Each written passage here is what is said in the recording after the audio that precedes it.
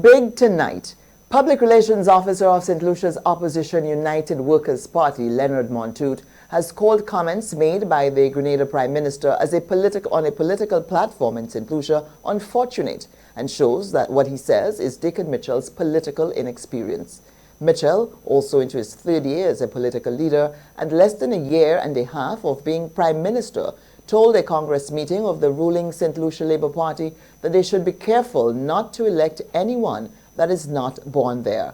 It was seen as a direct dig at former Prime Minister Alan Chastany, who was born in Martinique but is St Lucian. Mitchell's comment came just as the opposition UWP said the SLP was planning to use its parliamentary majority to ensure only a St Lucian-born individual could become Prime Minister of this country. Speaking on the narrative Tuesday, Montoute said the Grenada Prime Minister's interjection was interference in St Lucia's domestic affairs.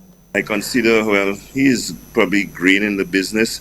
I would make the excuse for him and say it's a function of naivety.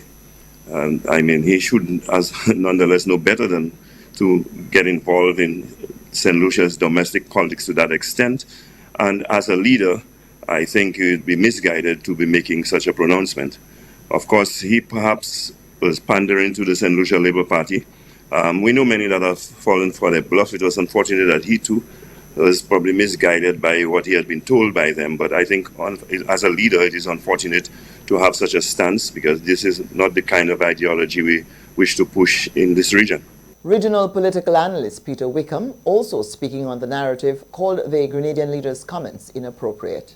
I think it's unfortunate. And I find it a bit inappropriate.